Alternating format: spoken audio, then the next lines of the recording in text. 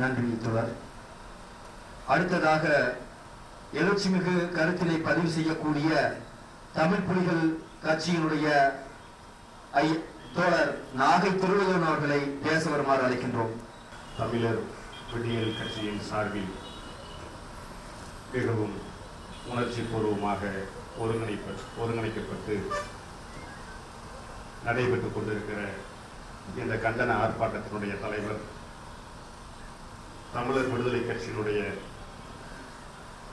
ஒருங்கிணைப்பாளரும் மதிப்பிற்கும் மரியாதைக்கும் உரிய சிறந்த பண்பாளர் மரியாதைக்குரிய ஐசன் அவர்களே, இந்த நிகழ்விலே வருகை தந்திருக்கிற அனைவரையும் வரவேற்று அமர்ந்திருக்கிற தமிழர் விடுதலை கட்சியினுடைய பொறுப்பாளர் மரியாதைக்குரிய பாபு அவர்களே, கண்டன உரை ஆற்றி அமர்ந்திருக்கிற தமிழர் இளைஞர் மற்றும் மாணவர் கூட்டமைப்பினுடைய பொறுப்பாளர் ராகுல் அவர்களே, அம்பேத்கர் புரட்சி முன்னணியினுடைய அமைப்பாளர் துரைராஜ் அவர்களே, தமிழர் விடுதலை கட்சியினுடைய ஒருங்கிணைப்பாளர் மதிப்பிற்கும் மரியாதைக்கும் உரிய தோழர் இளமாறன் அவர்களே, எனக்கு பின்னால் கண்டன உரை ஆற்ற இருக்கிற மே 17 இயக்கத்தினுடைய ஒருங்கிணைப்பாளர் மரியாதைக்குரிய திருமுருகன் காந்தி அவர்களே, மரியாதைக்குரிய ஐயா பொழிலன் அவர்களே, ஐயா ராமகிருஷ்ணன் அவர்களே, விடுதலை சிறுத்தைகள் கட்சியினுடைய பொறுப்பாளர் அவர்களே, இந்த நிகழ்வில் என்னோடு கலந்து கொண்டிருக்கிற தமிழ் புலிகள் அமைப்பினுடைய சென்னை மாவட்ட பொறுப்பாளர்கள்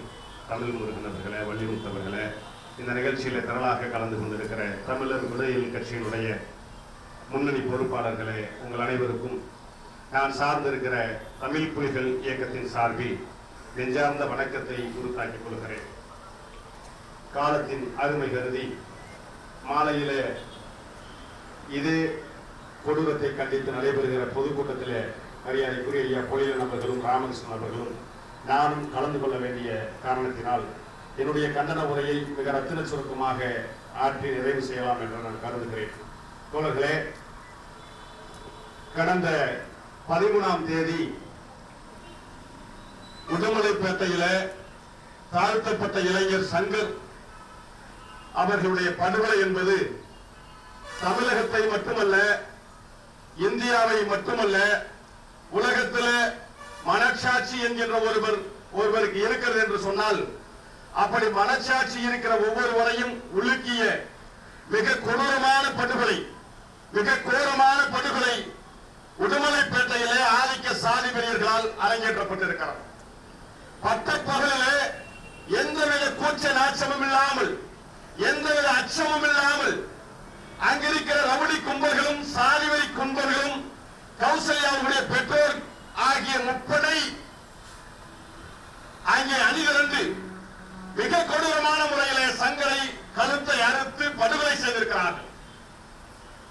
மிக கொடூரமான முறையிலே சங்கரை படுகொலை செய்கிற அளவிற்கு சங்கர் அப்படி என்ன குற்றம் செய்தார்? இந்த நாட்டிலே செயலலிதாவை போல கோடி கோடியாக கொள்ளையடிச்சாரா? இல்ல இந்த நாட்டிலே கருணாநிதியை போல கோடி கோடியாக கொள்ளையடிச்சாரா? இல்லை 900 கோடி தமிழகத்தினுடைய சொத்தை பறித்து சென்றாரே வள்ளையா, அவரை போல இங்கே கடமை பெற்று வாங்கி சென்றாரா என்று சொன்னால், சங்கரை படுகொலை செய்வதற்கு அந்த சாதி வெறியர்கள் சொல்லுகிற காரணம், சங்கர் பிற்படுத்தப்பட்ட சாதி பெண்ணை காதலித்து திருமணம் செய்துவிட்டான் என்கின்ற இந்த குற்றச்சாட்டிற்காக இந்த படுகொலை அரங்கேறப்பட்டிருக்கிறது. இந்த படுகொலை சங்கர் மீது திணிக்கப்பட்டிருக்கிற இந்த படுகொலை இனிமேல் வேறு யாருக்கும் நடக்காதா என்று சொன்னால் அதற்கு உத்தரவாதம் இல்லை. இனிமேலும் இது தொடரும். இந்த சங்கர் படுகொலை இளவரசனிடத்திலே தொடர்கிறதா, கோவில்ராஜிடம் இருந்து தொடர்கிறதா என்று சொன்னால் 100-200 ஆண்டுகளுக்கு முன்பாக தாழ்த்தப்பட்ட சாதியை வந்த மதுரை வீரன் ஆதிக்க சாதி வெறி பெண்ணை, பிற்படுத்தப்பட்ட சாதி பெண்ணை காதலித்ததற்காக மாளிகை வாங்கப்பட்டு இதே மண்ணிலே படுகொலை செய்யப்பட்டார். ஆக மதுரை வீரன் காலத்திலே தொடங்கிய சாதி மறுப்பு திருமணத்திற்கான படுகொலை இன்றைக்கு சங்கர் வரை நடக்கிறது. இனிமேலும் இது தொடரும். ஆனால் இந்த சாதி வெறியர்கள் சொல்ல வருகிற செய்தி, தாழ்த்தப்பட்ட சாதியை சார்ந்தவன் பிற்படுத்தப்பட்ட சாதி பெண்ணை திருமணம் செய்யக்கூடாது, காதலிக்க கூடாது என்று இங்கே சாதி வெறியர்கள் எல்லாம் இன்றைக்கு தமிழக மண்ணிலே கைகோர்த்திருக்கிறார். கோவில்ராஜனுடைய படுகொலை, இளவரசனுடைய படுகொலை, சங்கருடைய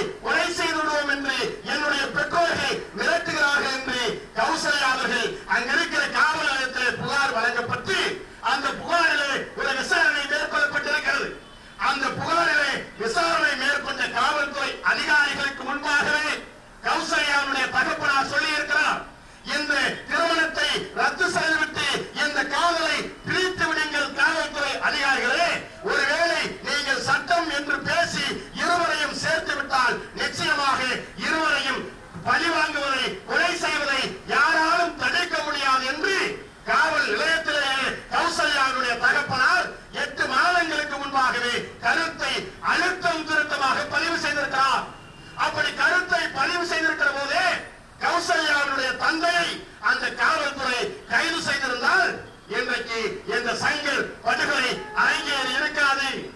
ஆக அப்படி சபதம் எடுத்த கௌசல்யாவுடைய தந்தையை கைது செய்யாதனுடைய விளைவாக இன்றைக்கு இவ்வளவு பெரிய படுகொலை இங்கே அரங்கேறி இருக்கிறது.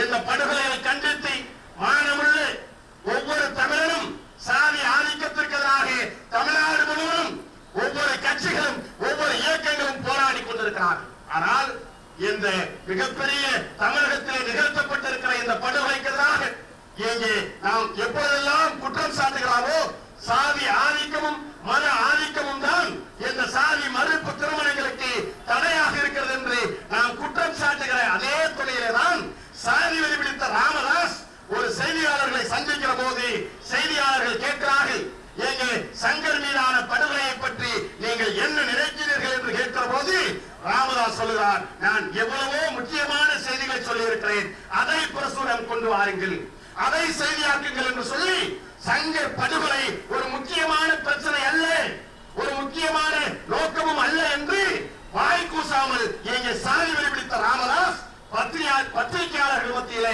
கருத்தை பதிவு செய்ய முடிகிறது.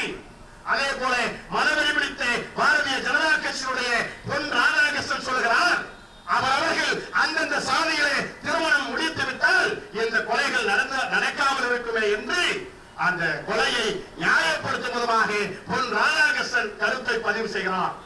ஆக சாதி மறுப்பு திருமணங்களுக்கு நாம் எப்போதுமே சாதியும் மதமும் தடையாக இருக்கிறது என்று சொல்கிறோமே, அதே போல சாதி வெறி அரசியல் கட்சிகளும் மதவெறி அரசியல் கட்சிகளும் இன்றைக்கும் இந்த ஆணவ படுகொலையை சாதி திமிர் படுகொலையை ஒரு சில அரசியல் கட்சிகள் தொடர்ச்சியாக ஊக்கப்படுத்துகிற போக்கை இன்றைக்கும் கையாண்டு கொண்டிருக்கிறார்கள். அப்படி சொல்கிறவர்கள் என்ன சொல்கிறார்கள்? தாழ்த்தப்பட்ட இளைஞர்கள் திட்டமிட்டு பிற்படுத்தப்பட்ட சாதி பெண்ணை காதலித்து திருமணம் முடிக்கிறார்கள். அவர்களுடைய காதல் என்பது போலித்தனமானது என்று திரும்ப திரும்ப ஒரு பொய்யை இங்கே சொல்லிக் கொண்டே இருக்கிறார்கள். இங்கே கௌசல்யாவுடைய திருமணத்திலே சங்கருடைய திருமணத்தில் என்ன நடந்தது? கிட்டத்தட்ட இருவரும் படித்துக் கொண்டிருக்கிற மாணவர்கள் இருவரும் காதலிக்கிறார்கள். இந்த காதலுக்கு பிறகு இந்த காதலை பிரிப்பதற்காக கௌசல்யாவுடைய தந்தை கொலை செய்யப்பட்ட சங்கரிடம் 8 லட்சம் ரூபாய் பேரம் பேசியிருக்கிறார். நாங்கள் உங்களுக்கு 8 லட்சம் ரூபாய் தருகிறோம், இதை வாங்கிக் கொண்டு என் மகளை விட்டுவிடு என்று பேசியிருக்கிறார். அந்த தகப்பனிடம் சங்கர் சொல்லியிருக்கிறார், 8 லட்சம் பெரிதா, என்னுடைய ஆசை காதலை மனைவி கௌசல்யா பெரிது என்று சொன்னால் எனக்கு கௌசல்யாவும் என்னுடைய காதலும் தான் பெரிது என்று அந்த கௌசல்யாவுடைய தந்தையை அன்றைக்கு செருப்பை கலட்டி அடித்ததை போல பணத்திற்கு விலை போகாத இளைஞனாக தாழ்த்தப்பட்ட இளைஞன் சங்கர் இருந்திருக்கிறார் என்பது இந்த சங்கருடைய படுகொலையிலே வெட்ட வெளிச்சம். எங்க இருக்கிற சங்கர், அவர் மீதான கௌசல்யாவுடைய காதல் மிக முக்கியமானது. இருவரும் படித்துக் கொண்டிருக்கிறார்கள். படிக்கிற போது திருமணம் நடைபெறுகிறது. அவர்களுடைய குடும்ப சுமையை குறைப்பதற்காக கௌசல்யா சொல்லி இருக்கிறார், நீங்கள் படிப்பை முடிக்கிறவரை நான் படிப்பை நிறுத்திவிட்டு வேலைக்கு செல்கிறேன், இந்த வேலையில இருந்து வருகிற ஊதியத்தை வைத்து சங்கரை படிக்க வைப்பேன் என்று சொல்லி கொலை செய்யப்படுவதற்கு முன்பாக சங்கர் படிப்பதற்காக தன்னுடைய படிப்பை நிறுத்திவிட்டு வேலைக்கு கௌசல்யா செல்கிறார் என்று சொன்னால் சங்கர் மீது கௌசல்யா வைத்த காதல், கௌசல்யா மீது சங்கர் வைத்த காதல் மிக முக்கியமானது. இப்படிப்பட்ட காதலை எங்க இருக்கிற ராமதாஸ் வகையராக்கள், எங்க இருக்கிற ராதாகிருஷ்ணன் வகையராக்கள் எல்லாம் கொச்சைப்படுத்துகிற கேவலப்படுத்துகிற முயற்சியை தொடர்ச்சியாக செய்து கொண்டிருக்கிறார். நான் கேட்கிறேன், தமிழர்கள் என்று பேசிக் கொண்டிருக்கிறோமே, தமிழ் தேசியம் என்று பேசிக் கொண்டிருக்கிறோமே, தமிழர்கள் என்று சொன்னால் யார் தமிழர்கள்? தமிழர்களுடைய பண்பாட்டிலே கலாச்சாரத்திலே காதலும் வீரமும் தான் தமிழர்களுடைய பண்பாடு என்று சொல்லப்பட்டிருக்கிறது. அந்த காதல் இல்லாத ஒருவன் தமிழனாக இருக்க முடியுமா? இன்னும் சொல்ல வேண்டும் என்று சொன்னால் காதல் என்கிற உணர்ச்சியிலே என்று சொன்னால் அவன் மனிதனாகவே இருக்க முடியாது. அப்புறம் எப்படி அவன் தமிழனாக இருக்க முடியும்? இன்றைக்கு அண்மையிலே ஜல்லிக்கட்டு மீதான தடை அரசால் நியமிக்கப்பட்டிருக்கிறது. ஜல்லிக்கட்டு மீதான தடை என்பது கண்டிக்கப்பட வேண்டியது. நாமும் அந்த தமிழர்களுடைய வீர விளையாட்டாக நினைத்து அந்த விளையாட்டை அனுமதியுங்கள் என்று போராடி கொண்டிருக்கிறோம். அப்படி அனுமதியுங்கள் என்று போராடி கொண்டிருக்கிற போது நாம் சொல்லுகிற கோரிக்கை என்ன? ஜல்லிக்கட்டு என்பது தமிழர்களுடைய பண்பாடு, ஜல்லிக்கட்டு என்பது வீர விளையாட்டு, வீரம் என்பது தமிழர்களுடைய பாரம்பரியம், பண்பாடு என்று நாம் முழங்கிக் கொண்டிருக்கிறோமே. தமிழர்களுடைய வீரம் என்பது விளையாட்டு என்பது வீரம் என்று சொன்னால், வீரம் என்பது பண்பாடு என்று சொன்னால் காதல் என்பதும் பண்பாடு தானே. ஆக காதலும் வீரமும் தானே தமிழர்களுடைய பண்பாட்டிற்கு சொந்தம், தமிழர்களுடைய பாரம்பரியத்திற்கு சொந்தம். அப்படிப்பட்ட காதலை விட்டுவிட்டு காதல் மீதான அந்த ஒரு அச்சுறுத்தலை இன்றைக்கு தமிழக மத்தியிலே அரசியல் மத்தியிலே உருவாக்கி கொண்டிருக்கிற முயற்சியை தொடர்ச்சியாக முன்னெடுத்துக் கொண்டிருக்கிறார். இந்த போக்கு என்பது தமிழக வரலாற்றில் தந்தை பெரியார் பிறந்த மண்ணில் இப்படி ஒரு சாதி ஆதிக்கத்திற்கு எதிரான ஒரு ஆணவ போக்கு தொடர்ச்சியாக தமிழக மண்ணில் அரங்கேறுவதற்கு கூலிப்படையும் சாதிவெறி படையும் இன்றைக்கு முன்னெடுத்துக் கொண்டிருக்கிறார்.